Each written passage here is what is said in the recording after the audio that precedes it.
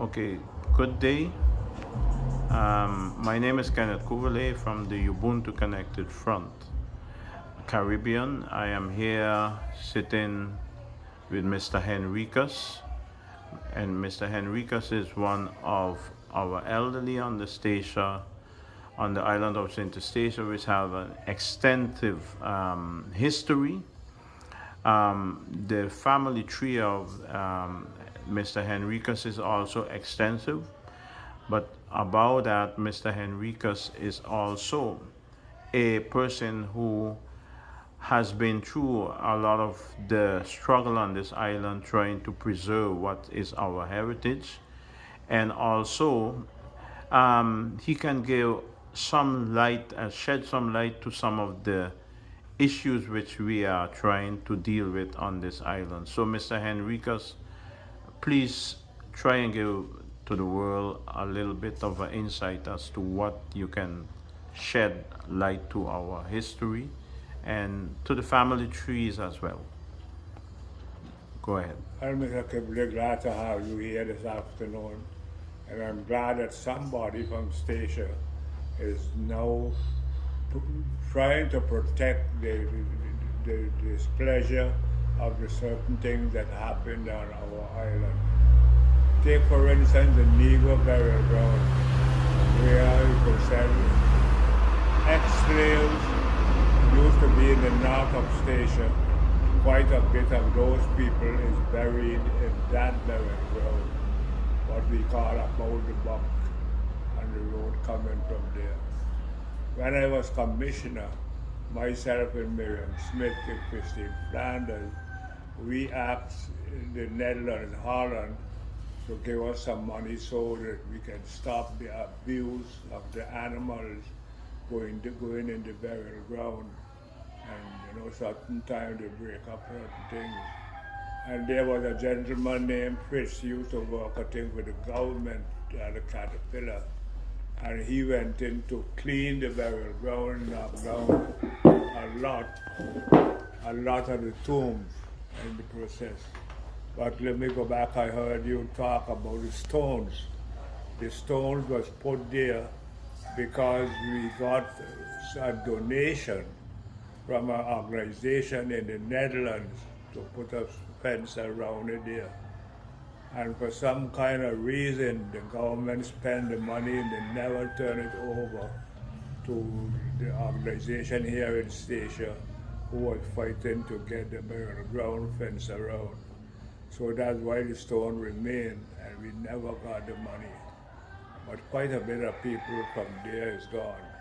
And now, like you're speaking, I think one of these days at the have time, I will go with you on the road to Zealandia, where a friend of mine from the States, he too was an archaeologist, and he told me, come Lane, show me where you would find African remains.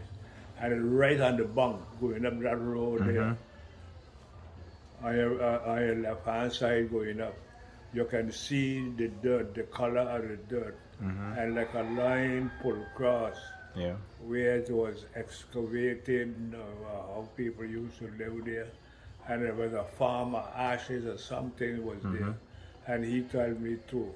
He said there is remains and what we call, not in the kitchen.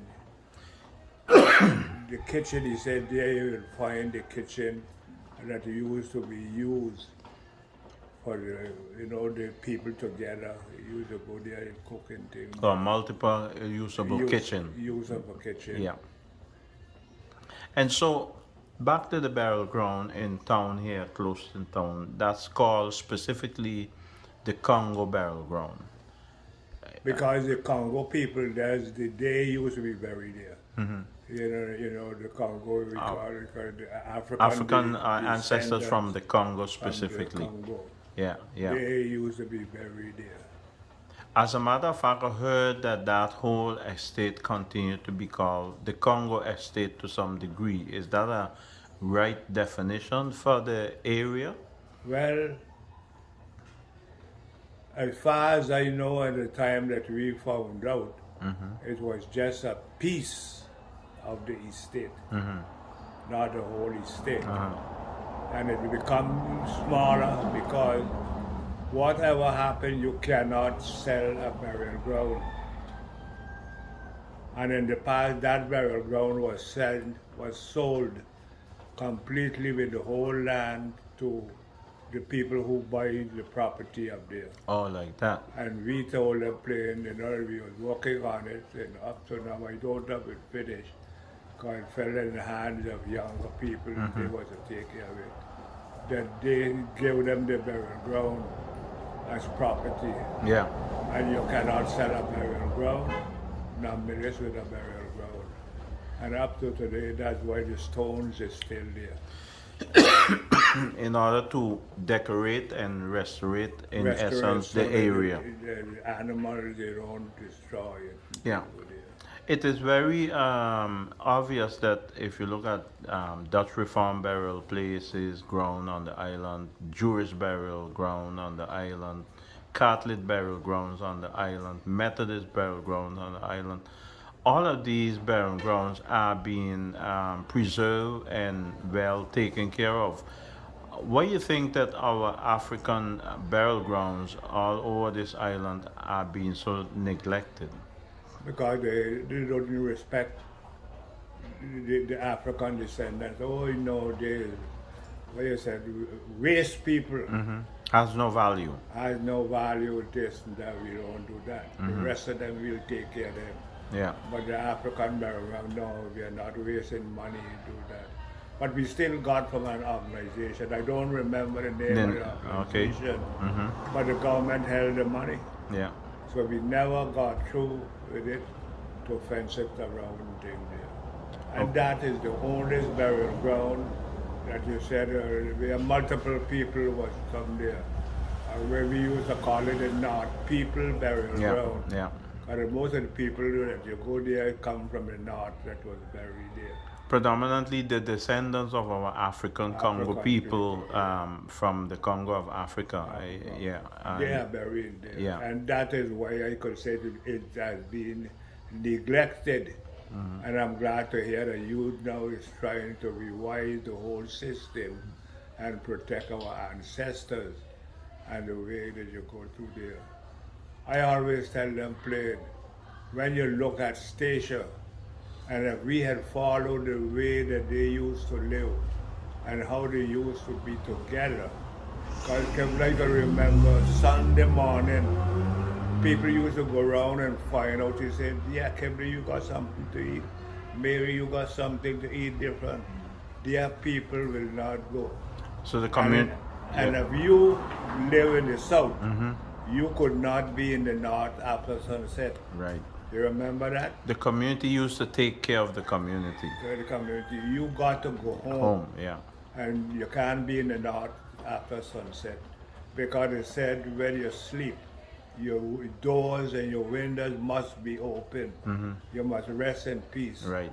Not when, as long as you have foreigners between you, you don't know what will happen. Exactly. So in that regard, our ancestors' remains need to be respected so that they rest in peace at the same. Supposed to be respected. Right. And what do you think about the recent excavation and the disturbance of our African burial ground, even nearby here? I'm sure you probably know about that. Yes, I know about that. That was the second time, right in the same airport location here. Airport location they went into it. And we always protest against it, leave our poor fathers alone. Yeah. But they come to it, I think they said they had a museum in Holland where they would carry that. You know the amount of artifacts that they found in the harbor. You know the amount of artifacts that when they dug up here, the whole pots and pans and the remains of people, they put some of them in a showcase and had it on the airport. But they wasn't going to do it to nobody else. I just wanted to see. So again, in that regard, we continue to actually face colonialism and the disrespect towards our people in general. But right now it's happening. Right. Yeah. The disrespect of our people. We got no say in our own country. Yeah, there's no elected government, no No, nothing. nothing government, you know. The Dutch took over and they are doing and they are deciding who will do what, etc. So we are living in a more prevalent form, not form, colonial situation more than ever because as I grew up as a child, I can recall, although one claim we were backward, a lot of what our fathers, your father, was doing were more independent being. If you look at businesses on this island at the time, your father and many others, we were full of local businesses. Today, that's not the case. Because 99% of the businesses in the island was belongs to Station. Station used to feed a lot of islands in the Caribbean. St. Thomas, St. Christ, Curacao, Aruba, Bonaire, and those things there. We used to send our products there. Martinique, Guadeloupe, French St. Martin. Frenchmen used to come here to buy the animals. And there's where our people used to make a lot of money. Yams and potatoes. I know the Henry Smith. You will go to him, credit for him for 3 months. You don't got to pay. And when you sell your animals, then you go and you pay out. Exactly. That's the way we used to live. So we had an economical infrastructure of our own. Yeah. You couldn't get nobody to work for no government. A fellow will come work for you, make he said 2 days work, you pay him with 2 cents, and he gone. And every 3 months you go there. You know, one time, you know, coming up as a boy, this sport from St. Kitts used to come down.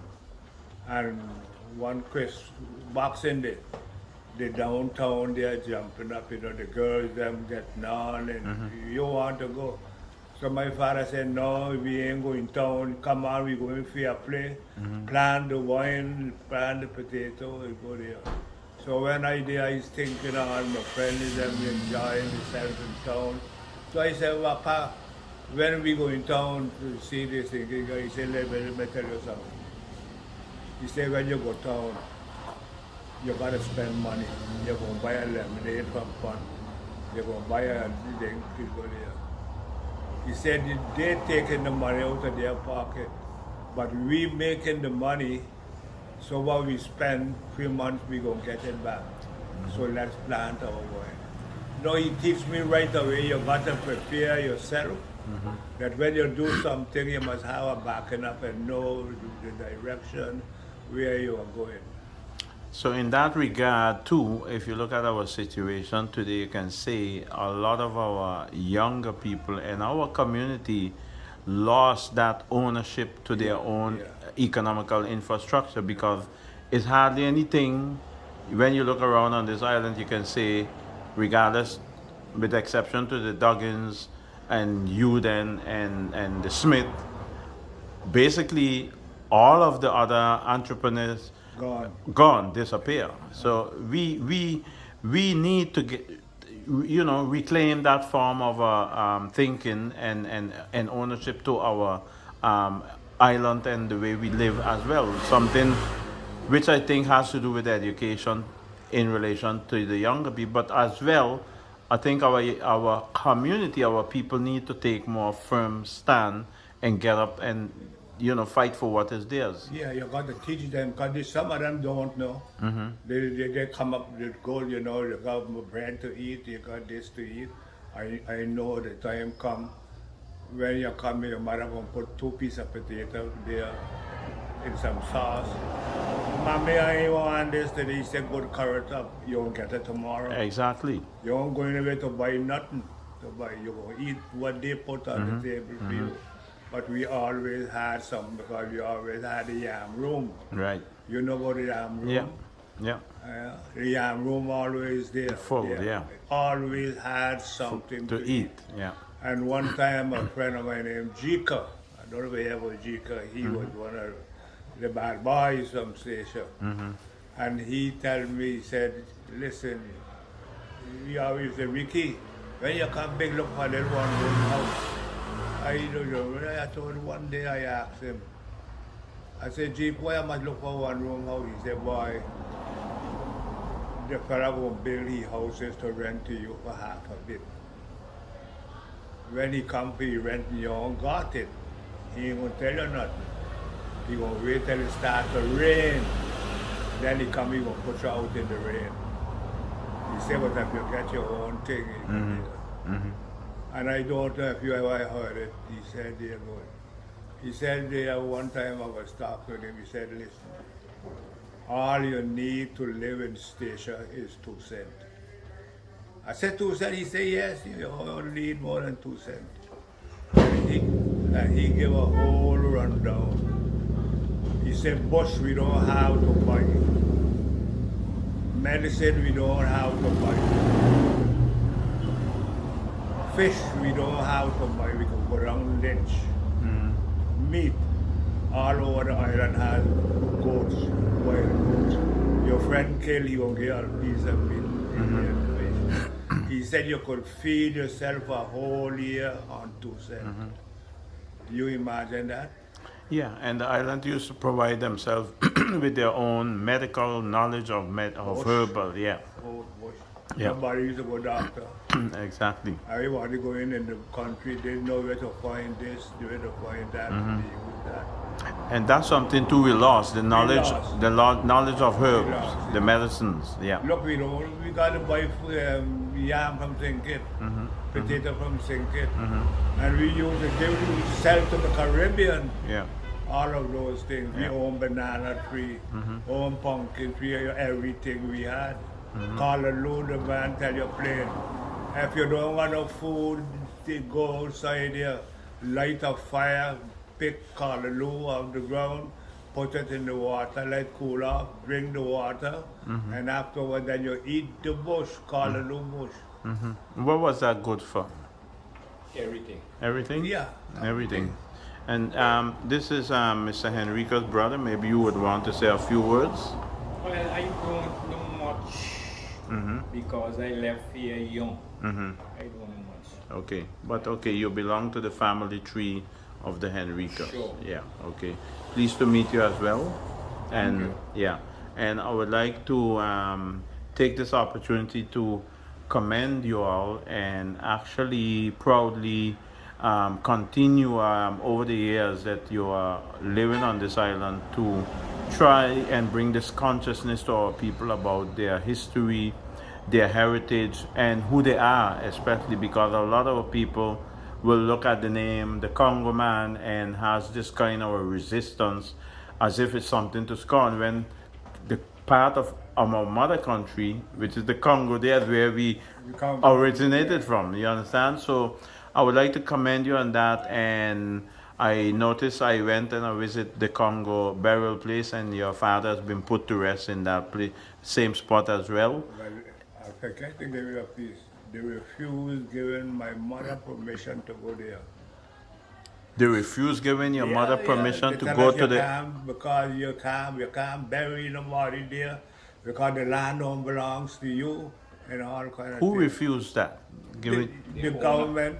The government refused giving your mother permission? No, that day, when we went, you see there, they turned over the land to Oxford. Sprout. Them there. You can't sell a burial ground. No, that's a sacred place. But that's a sacred place. Yeah. No, that kind of burial ground belongs to the people. Yeah, yeah. But they sold the Congo burial ground.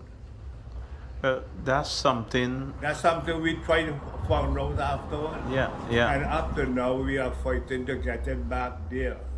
When they measured the land, they included the burial ground in the measuring. And the person that bought the land believed the burial ground concerned him there. Yeah, whereof this is a public community spot, it should be. But now, because of that inclusiveness in the measurement, I would say, I think my father was the last person buried there. buried there. I think Pala mother wasn't the last person that buried there. Somebody else recently was buried there, a gentleman named, I can't recall his name. A gentleman, no, he's not in the company, he's just Outside of the burial. Oh, okay. Okay, because he wanted to be as well buried in that particular burial ground, according to the information I heard. But then, because of this private ownership, they decide to put him outside, outside of I the wish somebody would intervene in getting back that particular area. that particular area. So We got to some- talk to Cedric because Malvern was the last one given she had to see to it about it. I don't know how far she got. Well, I'll do that. I'll do that investigation as well. But in the meantime, I think this form of part of our history on this island, which a lot of people, I'm saying to the outer world, which was an island and still remain an island with looking from history, the point of view of historical way of our ancestors. They fought and they uprise many times on this island to reclaim their freedom as well.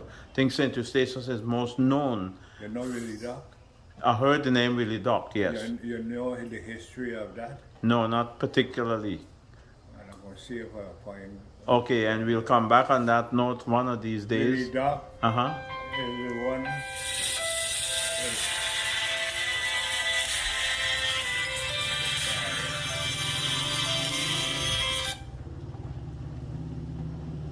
Mr. Adair, How are you? and I meet him here. How are you gonna meet him? You want something? No, because Elmo called me just now asking if I could tell you order of food there by the back for her because if she got the order, she said I can't understand what she's telling me. Okay. She want chicken wing with fries and she want hot fries. Okay, good. So call them and tell them to do for everyone chicken wing with fries. She Good. wants to do that. Okay. Brothers and sisters around the world, as you see here, this is the entrance of Mr. Henriquez' establishment. This is his own business close to the airport. It is called right here the Congo Man Store, clothes, shoes, and electronical goods. This is part of his continuation of his legacy to maintain and to keep having ownership of our African community economical infrastructure. And to this extent, Mr. Henriquez, I would like you to say your final words for this moment and time to our African brothers and sisters around the world and to the people of the world. Do you have any final remarks? Yes, I have fire. Let's give me 1 minute. Okay. I'll give you the people of the world and our African brothers and sisters a kind Make a of chicken wing with a view of American- we are seeing the airport here. No, somebody coming through. This is the airport, small little airport on this island. If we go here, we will see in the back the mountains in the back. And just beyond here, down the road, where you're seeing the road and the symbol of the island, there's where our ancestors has been recently been digged up, and actually based on our struggle and campaign to stop that desecration and plundering without any form of dignity of respect to our ancestors remained in place right down the road here. We were able to have the local government discontinue the excavation and the plundering and the stealing of our ancestors' remains.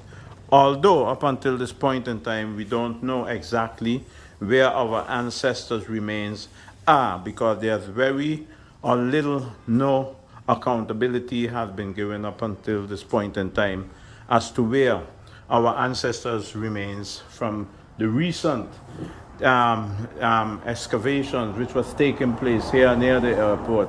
Now, 18th century burial ground, resting place of our ancestors. In that regard, there's a discontinuation, but we are still actually trying to find out where our ancestors' remains are. We have been given, unsubstantiated information that they're supposed to be still on the island, but we know that remains, segments of our ancestors remain from that location, which I point out to the world just now, has been removed from this island and has already been in various universities throughout the world.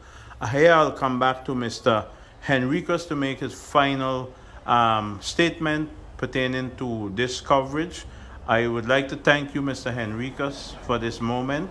We will come back and get some more educational insight to some of our history, as you as a child and your brother sitting here near to you was brought up and still are here today as living soul, which can still sell and explain the legacy of our ancestors. We will come back and have another coverage at a point in time regarding other parts of this island. Thank you very much, Mr. Henriquez. Any final remarks to the world? Yes, I'm glad that you are doing your best to really put back Statia in the light of history where it's supposed to be. You know, right now we are downtrodden, I will say. Hope I ain't getting too deep down into it right now. But we have always looked up to the community, that we are a people who has always fought and have to try to take care of ourselves. The Southern Aruba at the time robbed us, most of our population went, because you know the north section was always sport. We had the most sport, we had the most nightlife, we had the most of everything. We had the most planting, the most cattle raising, everything. And all of that is gone. Okay. So Well, I hope now with your action and initiative. digging into the history and the past of Statia will bring more light. And when the light comes, we will make it brighter. Okay. On that note, thank you very much, Mr. Henriquez. Have a pleasant day. And this would not be the last moment. We will have these form of enlightening, educational, how must I put it, explanation to our history and to our ancestors' existence as we live as a people today. Thank you very much. Yeah, okay, Mr. Kevin. Okay.